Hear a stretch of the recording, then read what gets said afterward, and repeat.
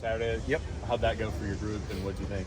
You know, we got a lot of good plays. We have a lot of depth, you know, and so we wanted to get some of the guys that are behind the front six to build some depth. So we got those guys a lot more reps than we did the starters.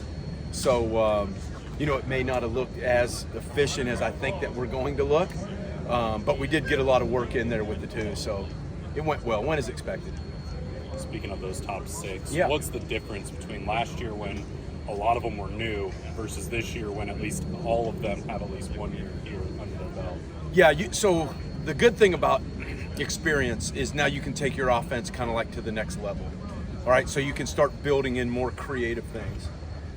When you got a bunch of new guys, it's hard to be extremely creative because they're just learning the baseline offense. And to put little nuances in, and I think that's where coaches make a lot of mistakes, they start putting the nuances in too early. I'd rather a guy have his baseline and play really, really fast knowing that. And then later on, and sometimes that is like a whole nother year from now, then you can start being a little bit more creative. So I think that's where we're at now. We're able to do more stuff. Jordan Hudson's going into his second year. He was also one of the younger guys.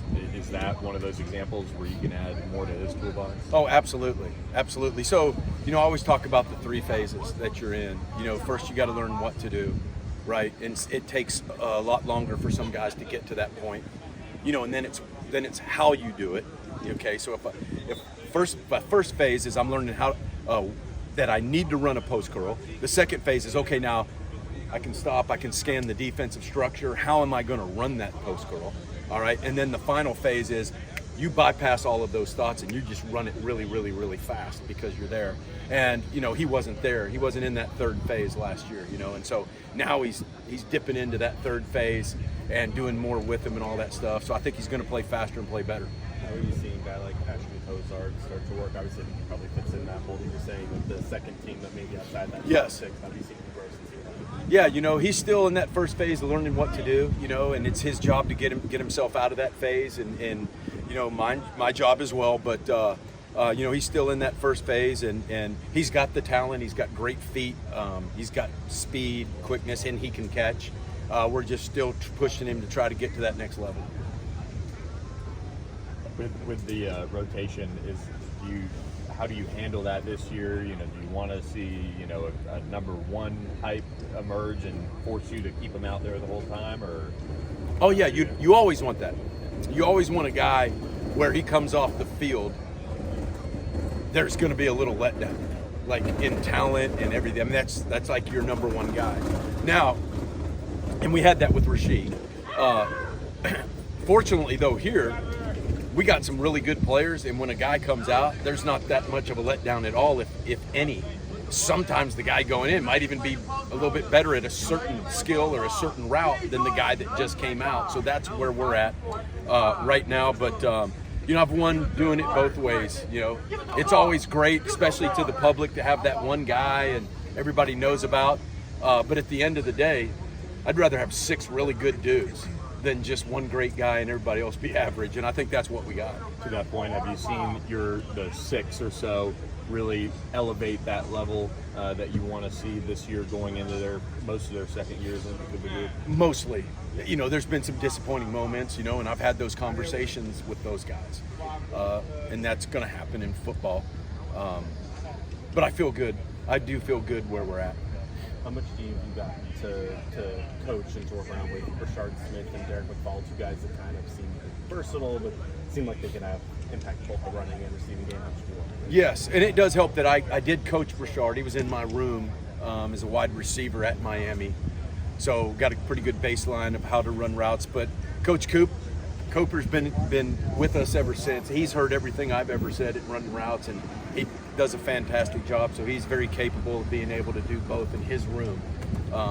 But there's, very little things that I tell those guys right now. What have you thought about Romello? He told us 10 pounds and just seems a little bit more comfortable this year. Yeah, you know, if I had to single out one guy that probably improved the most since last year, it would be him. I think he's doing a fantastic job of developing into an all-around wide receiver. He's physical, he'll block, he's fast, he's rangy. He's athletic. You can throw a screen to him. You can throw a deep ball to him. And those are the things that you want. So just watching him make that jump is very exciting. Jake and Roderick in the slot, what have you seen from them? And you know, they're kind of two different guys from what it seems like just on the field. Yeah, I need to get all my interviews in this year, because when those two guys leave, I'm going to be not a very good coach. You guys probably won't want to talk to me much anymore, because, man, do those guys make my job so easy, because, number one, they help coach everybody else. They're extremely intelligent and extremely just really good feel football players. Like, they know how to get in space, and they can teach all of those things and talk to all my other guys, because I got 19 guys in my room, so I'm coaching over here. Well, they help me over coaching with other guys, and we can do so much with the threes. Like, when I tell coach, you know, if he wants to like change a play or change the way we do something, I go, oh, that's easy as long as it's a three, because those guys pick it up just like that. They're so intelligent and so much experience that I don't even worry about them. I don't even really think about those guys. Seems like it's a constant theme in a lot of spaces, but how do you balance, you know, guys pushing to be the starter, being that one, but also the understanding that there are a lot of reps to be had, especially the pace of the offense and everything else? Yeah, exactly. And that's a great, that's a great question. You know, the way we do it here is, you know, I go into the room every day. We don't have starters. We have guys that rotate. You decide who starts by how you practice that week. And those will be the dudes that run out onto the field first. That's how we do it.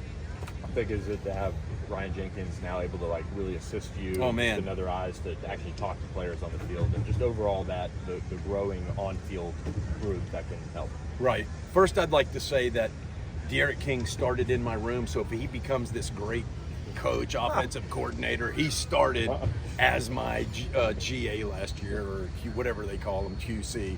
So he was in my room first, so I taught him everything that he knows. But no, Ryan Jenkins, you know, is a former player of mine at Arizona State, so he already knows my language, which is huge as a coach, because he speaks my language to the guys. Actually now, you know, we can split up and we can meet separately. He could take the young guys, I could take the older guys, which is, man, that's huge, because like I said, I got 19 guys. It's hard to split my time up everywhere. So no, he makes my job so much easier. What's the offensive coaching staff like? I mean, you've got a head coach that calls plays. Yeah. You've been an offensive coordinator. Coach Justice has been, like, you've got a lot of guys that have been through it. What's that collaboration like when you guys are kind of able to bring a lot of different viewpoints and experiences into it? Yes. No, and that's, like I said, another great question, because that could backfire on you sometimes. I've done it both ways, where there's one guy, he says everything and that's it. You shut the heck up. He tells you what to do, and then you do it. And I've been successful and scored a lot of points doing it that way. Red is not that way. He wants to know your thoughts. He wants to hear what you have to say. He goes around the room. He has a special ability. I think it all comes down to the guy that's got to make the final decision, which is Rhett. He does an amazing job of being able to go through all of that information quickly, right? And not letting it bog him down in what his thoughts are, but he listens to everybody's point of view. Boom, okay, listen, think, make a decision. And I think he's very special in that way, and that's why it works for us. It's because of him.